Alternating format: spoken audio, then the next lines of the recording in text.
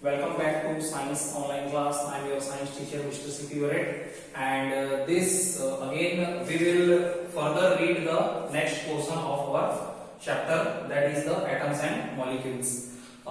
Students, you have seen that in this particular chapter, initially we have started from the atoms, and after that we have talked about some of the theories which were related to the atoms, and after that we have talked about the atomic symbols. Some of the more things we have seen, and right now we have started the molecules. Right now we are in the molecules portion. So last time I have told you what kinds of the molecules are there. Either they may be monoatomic. In case of the noble gases, they may be monoatomic. In case of and after that some elements are also there, which are coming under the category of the diatomic molecule. Monoatomic, what is the meaning of monoatomic here? Means some noble gases are there which don't require, actually they are in the stable position, they don't require any extra electron from any of the elements. उनको दूसरे elements से किसी भी प्रकार के electrons की ना तो जरूरत होती है, and neither they want to give, ना ही वो दूसरे को देना चाहते हैं, तो ना तो वो लेना चाहते हैं ना तो देना चाहते हैं. Already they are in the stable position, and that's why they are coming under the category of the monoatomic molecules. ठीक है. Second, diatomic molecules. Same all the things I have told you. Diatomic का मतलब होता है, the meaning of di is 2 in number. Means molecule means the part of the compound which can exist in a free state under the normal conditions. ये तो definition था. मतलब normal condition में part of the element जो कि free state में exist कर सकता है. For example, if I talk about the chlorine atom, तो क्लोरीन जो है वो फ्री स्टेट में कैसे पाया जाता है? Cl2 के फॉर्म में पाया जाता है.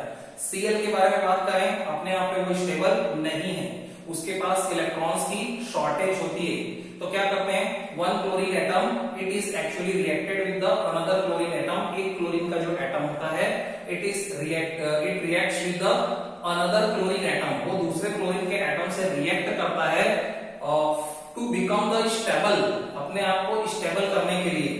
And after that it is converted in form of the neutral atom, और उसके पास चार्ज नहीं रह जाता है, और वो एक न्यूट्रल कंडीशन में, स्टेबल कंडीशन में एग्जिस्ट कर सकता है.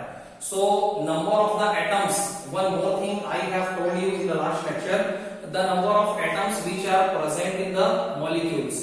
मॉलिक्यूल्स के अंदर how many number of elements are there. जितने भी एलिमेंट्स होते हैं, हो सकता है वो एक ही एलिमेंट हो सकता है वो डिफरेंट एलिमेंट्स भी हो, तो उनका जो नंबर्स होता है और उसका जो सम होता है, the sum of the number of elements, the sum of the number of the atoms of the element which are present under the molecule, जो कि मॉलिक्यूल के अंदर प्रेजेंट होते हैं, उसको उसकी क्या बोलते हैं बेटा? एटॉमिसिटी बोलते हैं.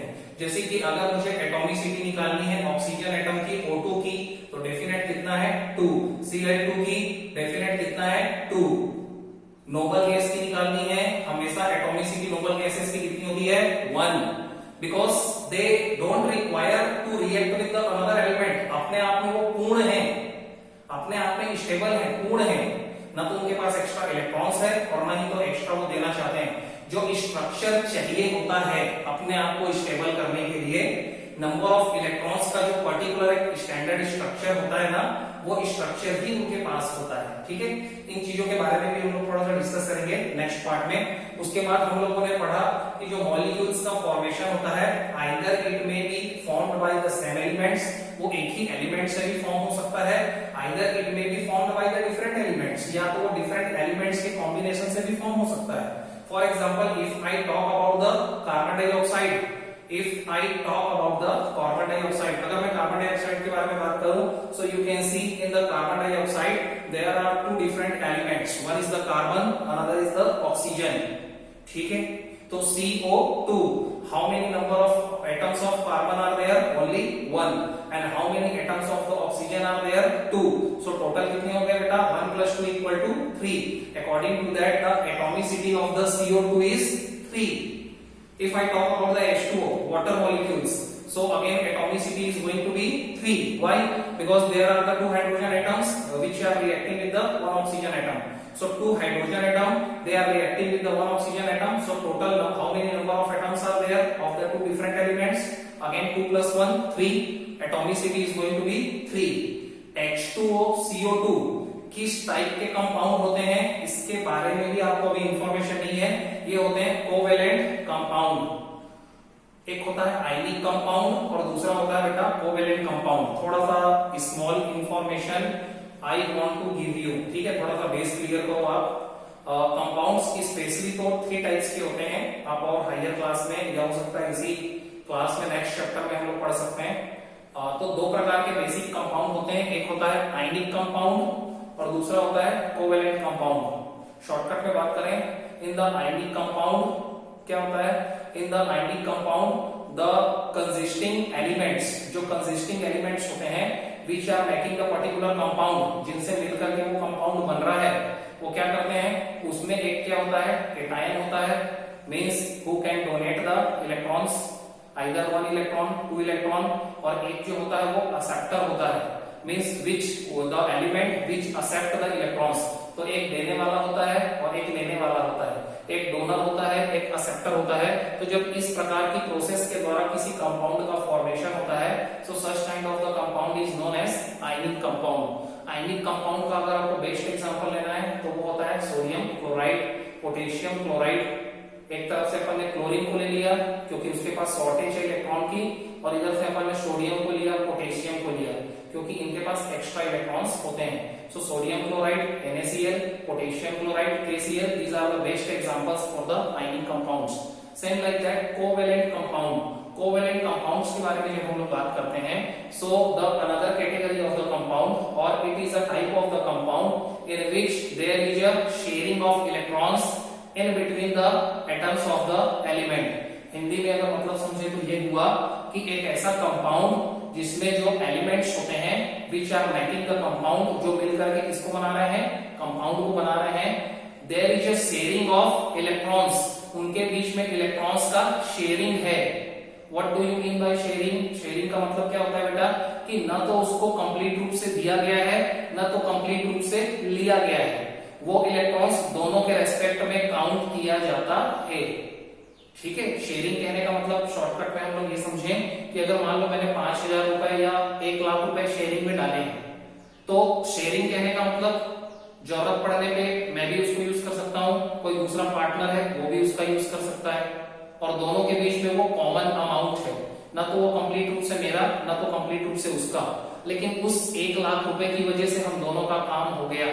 तो जब इस प्रकार से शेयरिंग ऑफ इलेक्ट्रॉन्स होने की वजह से there is a formation of the compound, so such kind of the compound is known as a covalent compound. तो जब हम लोग H2O के बारे में बात करते हैं, CO2 के बारे में बात करते हैं, NH3 अमोनिया के बारे में बात करते हैं, तो ये सब कोवेलेंट कंपाउंड्स के एग्जांपल हैं। One more thing is there, always you have to remember one more points. Compounds में क्या होता है, all the elements which are making the compound they always present in the definite ratio, उनका ratio हमेशा fix होता है। In my last chapter मैंने आपको बताया था what is the basic difference between the compound and mixture, उसमें भी ये बात आई थी। तो हम लोगों ने यही बात करी थी कि कंपाउंड और मिक्सचर तो सेम है, बस डिफरेंस यही तो है कि मिक्सचर में there is not the definite ratio and proportion of the elements. वहां पे जो एलिमेंट्स होते हैं उनका कोई ना तो डेफिनेट रेशियो होता है, कोई रेशियो में वो आपस में मिक्स नहीं हुए होते हैं। But if I talk about the compound, लेकिन कंपाउंड के बारे में बात करें, so in the compound all the elements which are forming the compound, all the elements which are making the compound, जितने भी एलिमेंट्स होते हैं जो मिलकर के उस कंपाउंड को बनाते हैं, there is a definite ratio present in between the elements.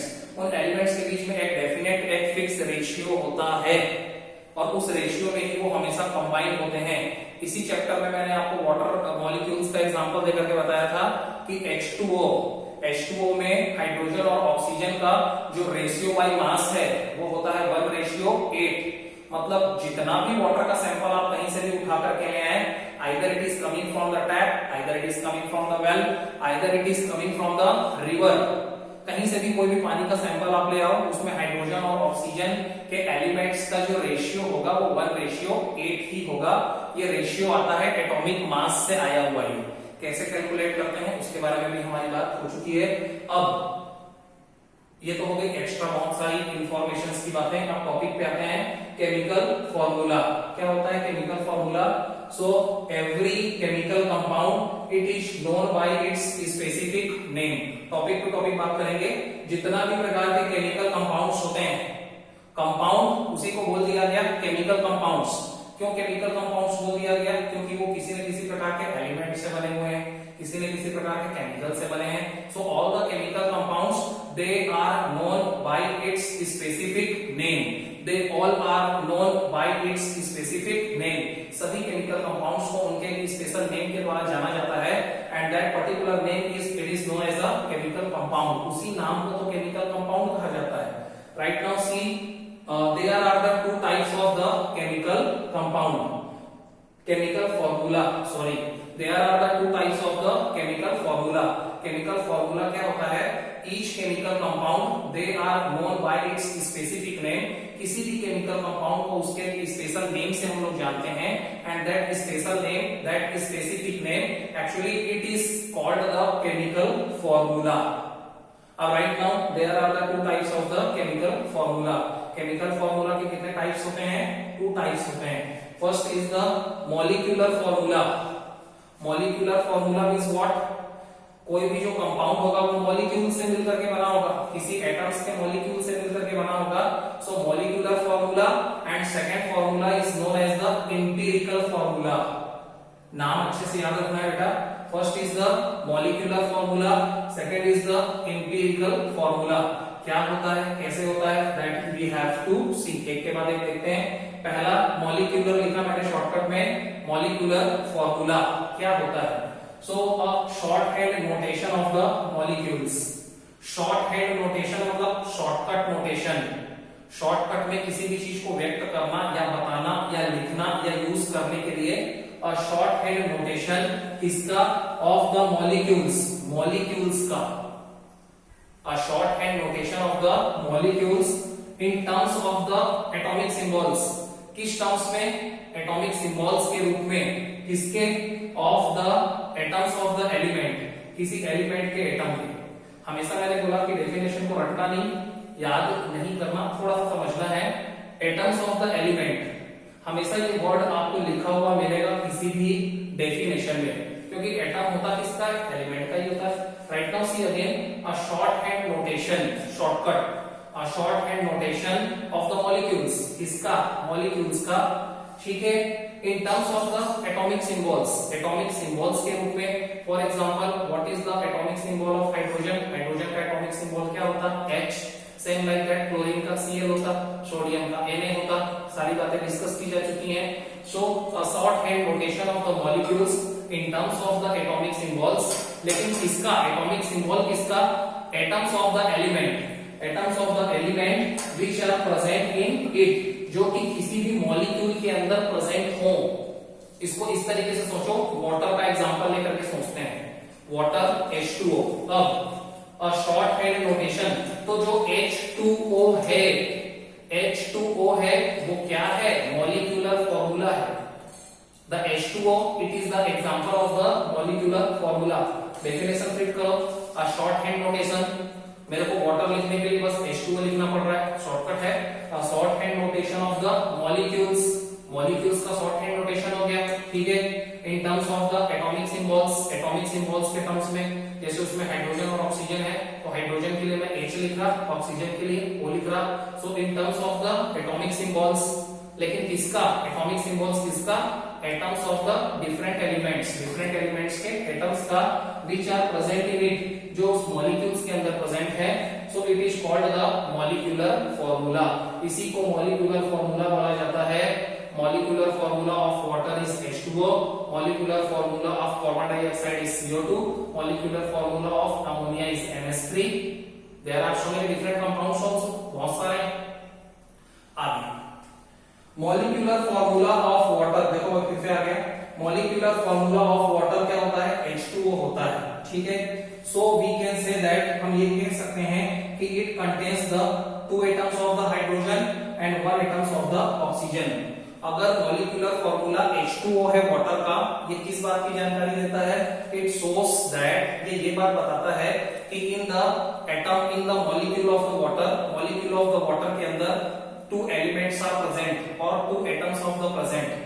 So 2 atoms of hydrogen are present with the 1 atom of oxygen. Molecular formula water का H2O है और इसके अंदर हाइड्रोजन के 2 एटम्स ऑक्सीजन के 1 एटम के साथ जुड़े हुए हैं। नंबर ऑफ एटम्स के बारे में भी जानकारी देता है, मींस हाइड्रोजन और oxygen and 2 atoms of the hydrogen they are combined with the 1 atom of the oxygen and after all they are making the 1 molecule of water H2O। Complete, finish. आगे बढ़ते हैं, एम्पिरिकल फॉर्मूला। एम्पिरिकल फॉर्मूला समझना जरूरी है, ठीक है, रटना मत। एम्पिरिकल फॉर्मूला होता क्या है थोड़ा समझते हैं। In case of the ionic compounds, अब फिर से आयनिक कंपाउंड्स आ गया, मैंने आपको भी बता रखा है आयनिक कंपाउंड्स क्या होते हैं। In case of the ionic compounds, किसी भी आयनिक कंपाउंड्स के केस में, for example NaCl, sodium chloride, ठीक है, and the giant covalent bonds. Giant मतलब होता है बेटा बड़े, विशाल, बहुत बड़े बड़े। Giant covalent bonds, covalent bonds कहने का मतलब ऐसा बॉन्ड, ये भी आपको नहीं मालूम है, आगे पढ़ोगे। Covalent bond means a type of the bond which have been formed after the sharing of electrons, जिसमें इलेक्ट्रॉन्स पूरी तरीके से डोनेट नहीं किया जाता और पूरी तरीके से एक्सेप्ट नहीं किया जाता और वो शेयरिंग के रूप में मौजूद रहता है। वो पूरी तरीके से एक एलिमेंट का नहीं होता, पूरी तरीके से दूसरे एलिमेंट का नहीं होता, और वो शेयरिंग के रूप में दोनों एलिमेंट्स के बीच में होता है। And both the elements can use that pair of electrons, उस इलेक्ट्रॉन्स के पेयर को 1 2 3 जितना भी होगा उसको दोनों एलिमेंट्स शेयर कर सकते हैं, उसको बोलते हैं कोवेलेंट बॉन्ड्स। सो किन दो केस में, in case of the ionic compounds, ionic compound के केस में, और कोवेलेंट बॉन्ड्स, बड़े बड़े कोवेलेंट बॉन्ड के केस में, फॉर एग्जांपल डायमंड, और भी बहुत सारे एग्जांपल हैं कोवेलेंट बॉन्ड्स के। फॉर एग्जांपल आप ले सकते हैं डायमंड, ठीक है। क्या होता है, who's having the network kind of structure, who has having the network kind of structure, जिनका स्ट्रक्चर नेटवर्क के जैसा होता है, ठीक है। मतलब इसमें जो एलिमेंट्स होते हैं उनकी संख्या बहुत ज्यादा होती है, 1 2 3 4 नहीं होती, बहुत ज्यादा अमाउंट में होती है, ठीक है। Who has the network kind of structure, जिनका स्ट्रक्चर नेटवर्क के जैसा होता है, फैला हुआ होता है, वाइड होता है, ठीक है। So in such cases empirical formula is used. तो उस केस में molecular formula is not used and we use the empirical formula। हम लोग मॉलिक्यूलर फॉर्मूला के बारे में बात नहीं करते and generally we use the empirical formula, empirical फॉर्मूले का यूज करते हैं। आगे बढ़ते हैं, it does not give the actual number of atoms, लेकिन empirical फॉर्मूला जो होता है वो actual number of atoms की जानकारी नहीं देता है। एक्चुअल नंबर ऑफ एटम्स मतलब वास्तव में कितने एटम्स उस पर्टिकुलर एलिमेंट के रिएक्ट करके उस कंपाउंड को बना रहे हैं या उस मॉलिक्यूल को बना रहे हैं, इसकी जानकारी एम्पिरिकल फॉर्मूला नहीं देता। That we can know with the help of the molecular formula. Molecular formula gives the exact number of atoms of the element which are making such particular molecular compound। किसी compound के बारे में बात करें, किसी molecules के बारे में बात करें, तो जो मॉलिक्यूलर फॉर्मूला है it gives the actual number of atoms, वो हमको एक्चुअल नंबर ऑफ एटम्स के बारे में तो बताता है, but the empirical formula it does not give the information about the actual number of atoms which are taking part for the formation of the compound। आगे बढ़ते हैं, समझते चलो। It is a, अब ये होता क्या है, it is a again short hand notation, it is a short hand notation where the simplest ratio in whole number form, ये भी एक शॉर्ट हैंड नोटेशन होता है। Empirical formula it is also a short hand notation wherever the it is represented in form of the simplest ratio, बहुत ही ज्यादा simplest करने के बाद जो रेशियो मिलता है उसको सिंपलेस्ट रेशियो कहते हैं। So it is always represented in form of the simplest ratio and which is always written in form of the whole number. Hindi में बात करूं तो empirical formula actual number of atoms के बारे में तो नहीं बताता है, लेकिन इसको एक very smallest ratio very simplest ratio में रिप्रेजेंट किया जाता है, और वो रेशियो हमेशा होल नंबर्स में होते हैं, फ्रैक्शंस में नहीं होते हैं। It is always represented by the simplest ratio. ये ऐसे सिंपलेस्ट रेशियो में रिप्रेजेंट किया जाता है which are always written in whole number form. Whole number form में जो लिखे होते हैं, मैं जब एग्जांपल बताऊंगा आपको बहुत अच्छे से समझ में आएगा। Which are always written in form of the whole number के फॉर्म में जो लिखे हुए हो, ठीक है, between the atoms of the element, ठीक है। सो अगेन टू लाइंस में रिपीट करता हूं।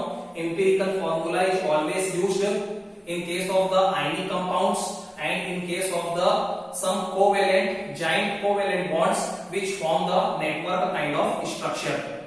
हिंदी में कि एम्पिरिकल फॉर्मूला उस केसेस में यूज किया जाता है कुछ आयनिक यौगिक जो होते हैं कंपाउंड्स उनके केस में, और कुछ बड़े बड़े कोवेलेंट बॉन्ड्स के केस में जो कि नेटवर्क जैसा स्ट्रक्चर बनाते हैं। दूसरी बात ये, it does not give the information about the actual number of atoms. ये कभी भी एक्चुअल नंबर ऑफ एटम्स के बारे में कोई जानकारी नहीं देगा, बल्कि ये तो एक सिंपलेस्ट रेशियो बताएगा in between the elements, in between the atoms of the elements and which are always written in form of whole number, जो हमेशा होल नंबर के फॉर्म में लिखे हो। एग्जांपल देखेंगे आप बेटा, सोडियम क्लोराइड।